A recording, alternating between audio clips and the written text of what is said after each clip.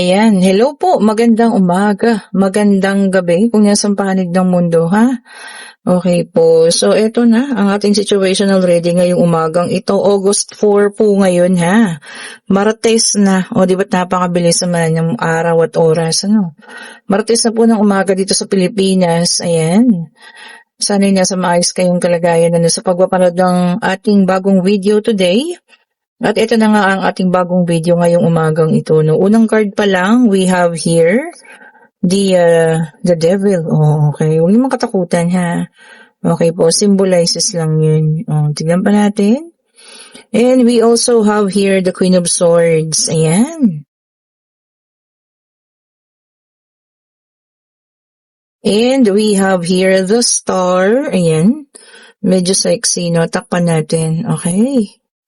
Ayan. Sige, check mo natin kung anong lalabas, ha. Uulitin ko, take only what resonates pa rin po. Kung para talaga ito sa inyo, para sa inyo po ang video na ito, ha. Okay po, ayan. Kung hindi naman, skip the video. And meron tayo rito, 6 of Swords. So, ayan, ha. Okay. Meron din tayo rito, 5 of Pentacles. Ayan.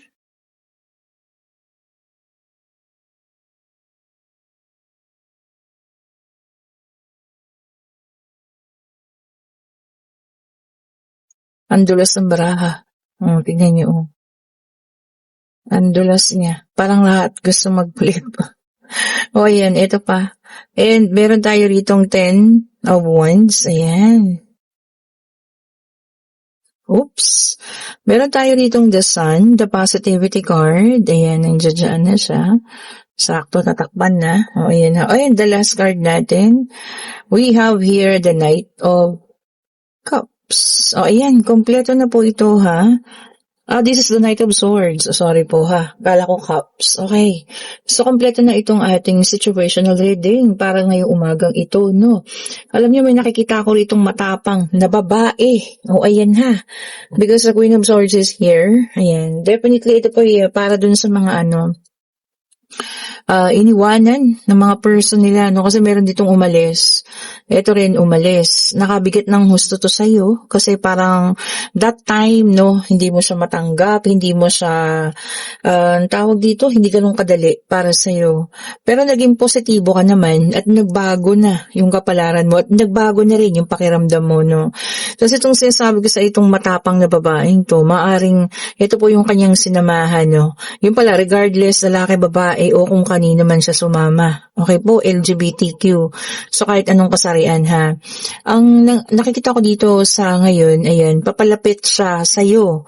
Okay? Parang nagkaroon na siya ng addiction sa'yo. Ayan, kasi lagi niyang binabantayan kung ikaw ba babalikan ng person mo, ng ex mo, no? And, alam mo yun, pakiramdam niya kasi, lagi na binabantayan ka pa rin ng person mo kahit na hindi kayo nag-uusap. No, ayan, ha. So, pakiramdam niya laging nakamasid sa'yo, tapos lagi pa rin nakabantay sa'yo. So, kaya itong natin, si bakekang natin ay medyo kabado. O, ayan po, tignan niyo, kung nakabigat sa'yo, nakakabigat din ito sa kanya ngayon. O, ayan, ha. So, kung nakikita niyo dyan. So, ito na, nakita ko rin dito na nahihirapan din siya sa sitwasyon, kung ano man yung kinalalagyan niya ngayon. Samantalang yung sa'yo, di ba, nagkaroon na ng changes dito, and naging positive ka naman. Okay po. And eto nga, yun nga, sinasabi ko sa inyo, no, na yung super tapang niya ngayon wala na. Oh, di ba? Kasi lagi siyang tawag dito, nag-overthink. Di ba? Na yung ginawa sa'yo, o pwedeng mangyari sa kanya. Diba yan? No? Iwanan, alisan. At maaring ito ay bumalik sa'yo. Baka iba yung pakiramdam niya, no? Na, alam mo yun, may chances pa kayo. Diba? Talagang nararamdaman niya rin yun. Lalo na siguro kung nakakausap niya itong person mo o nagkakaroon sila ng interaction o nararamdaman niya na mahal ka pa rin. Kaya ito, ha, so one of these days, baka magulat kayo, maaari kasing kayong kausapin itong taong ito, no? Ayan, no, the star is here, magre-reach out sa'yo. Ayan, ha. So, baka sakali po na kayo po'y kanyang kausapin. Ayan, ano. And, alam mo yun, pwede pag-usap, no, pwedeng humingi rin ng tao to, magmakaawa sa'yo, ayan ha, na baka sakali kung pwede, iwasan mo na, para mga ganun, or wag mo nang balikan, ganan. O diba, tignan niyo naman, ang nagagawa talaga ng sobrang pagmamahal. Kasi ganun din si Bakekang, sobra-sobra din. O ito na nga, the magician is here. So siya talaga yung gagawa po ha. And may dalang number 1. So gusto niyang gumawa ng pag-action. So hindi yung person mo yung kakausapin niya, kundi ikaw. Oh, siguro makikiusap sa'yo, no? Na kung sakali makipag-contact sa'yo, wag mo nang kausapin, wag mo nang pansinin kung pupuntahan ka or whatsoever. Ganun. Grabe, napaka-hopeless, niya naman, hopeless case na rin siya. Oh, di ba? Ganun talaga. Kasi pagka hindi ka secure, di ba? Insecure siya sa'yo, Oo, pero may siya ha, meron siyang basehan. Kasi meron tayo ritong pagpili. So, ayan, kung nakikita niyo, no, may pumipili dito. Baka nga, 'di ba, nararamdaman niya. Oh, 'di ba, nararamdaman niya na isang araw, baka bigla na lang din umalis, no, at sa'yo dyan magbalik. Oh, 'di ba naman? Nararamdaman niya yan. So, ito pa, tignan natin. And we have here, same thing, no? Sabi niya rito, choice, 2 of wands. Talagang baka nga, namimili na yung ex-person mo. Ayan na, kahit hindi pa nag-reach out sa'yo, pero alam mo yan, marami nang nabubuo sa isipan niya na gusto niyang gawin. At talaga siguro, na alam mo yun, gusto niya na rin iwanan to. Oh, wow, yun lang, diba? Baka ramdam niya na yun. Ramdam na ni Bakekang. Nabibilang na yung oras. Sabi nga, ayan lang talaga. Siyempre, 'di ba, ang tao, kung gusto nang umalis, hindi naman niya pwedeng pigilan yan. Magmumukha siyang desperado. Pero, hindi niya magagawa yun. Kaya ikaw, sa'yo magre-reach out. Wow! O, 'di ba? Feeling ko magmamakaawa sa ito. Feeling ko lang talaga. Oh, 'di ba, no? Or kung hindi, i-reverse psychology naman. Pero mas more on ako dun sa magmamakaawa. At magsasabi ng mga kasinungalingan, ganyan. Baka sabihin niya pa buntis siya, ganito, ganyan. O, diba? Kaso, ito naman, hindi mo naman din nakakalimutan yung pang backstab nila. O, diba po? O, yan lang Yung betrayal na ginawa nila, hindi mo pa rin yan nakakalimutan. O, diba? Yan lang. And we have here the 3 of wands. Ayan. Sa'yo naman nakikita ko na talagang nakapili ka na rin ng para sa'yo. Okay. Mas gusto mo tahimik. O, diba? Kung ano man yung kinalalagyan mo ngayon, gusto mo lang i-continue yan. O. Baka lang. Siguro, not sure ako dito ha. Baka bigyan mo lang ng isipin din si si Bakekang, paglaruan mo din. O, diba? O, yung iba ha, maaring ganun. Pero, alam niyo yun. Kayo na po ang mag-decide dyan, ha? Kasi Queen of Swords ka na rin. O, ayan ha. Medyo may pagka, na rin, talagang palaban. Sabi na nga, hindi lang may pagka, talagang palaban na rin. O, ayan. Baka, diba? Paglaruan mo rin si Bakekang. Lalo mo pang asar-asarin. O, diba, no? Kahit wala naman na, yung iba ganyan, ha? And we have here the tower, may dalang number 16. So, 1 and 16 natin mga numero.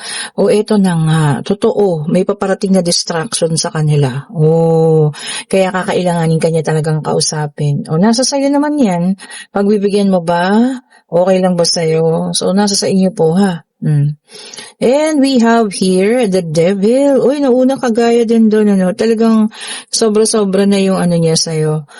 Attraction, hindi yung attraction na nagkakagusto, ha. Sobrang-sobra yung niya, takot niya na makabalik sa'yo yung person, diba? Kaya yun gagawin niya po lahat.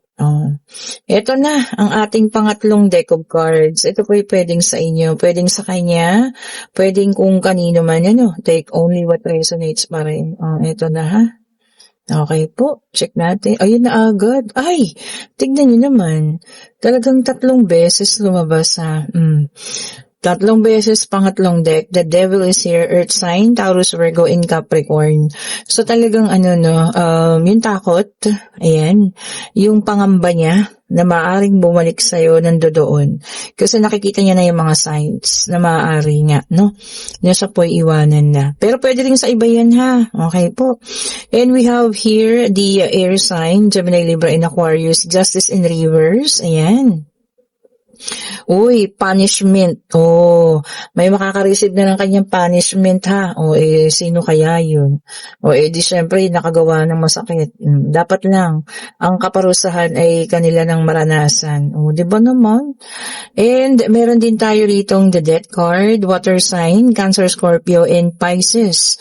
This is an ending card. Magtatapos na. Ano ba ito?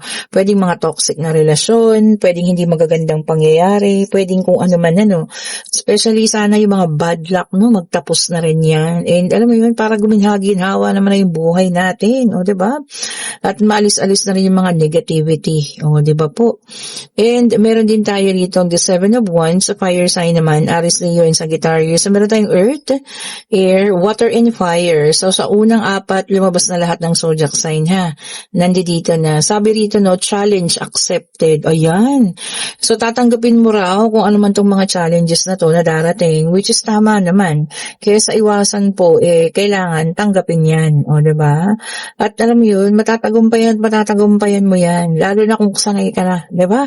Na tumanggap ng mga challenges na ganyan po.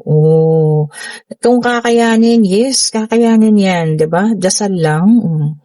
Kung ano mga challenges pa yan, ha, na darating pa.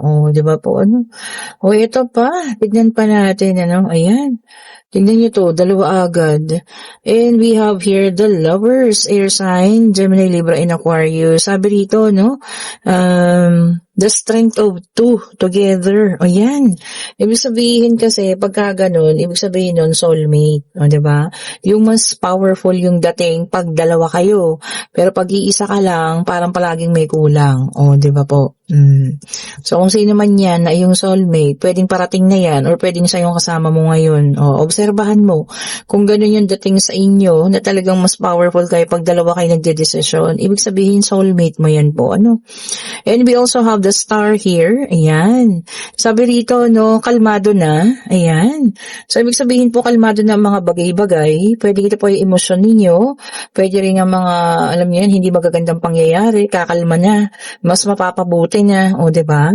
Which is good. Diba yun naman ang gusto natin? Ayaw nating lumala pa. Kailangan kalmado na lang ang lahat. And we also have here the King of Cups, water sign. Ayan. Sabi niya dito, compassion. Ayan. May kakaawaan. Sino ba itong kakaawaan ninyo? Pwedeng kaibigan, kakilala, katrabaho, na sobra yung awa ninyo, Baka may maikukwento sa inyo, diba? Na nangyari kagabi or kung ano man. Ayan. Maawa daw po kayo. And for the final card, we have here the Page of Cups in reverse, water sign, Cancer, Scorpio, and Pisces.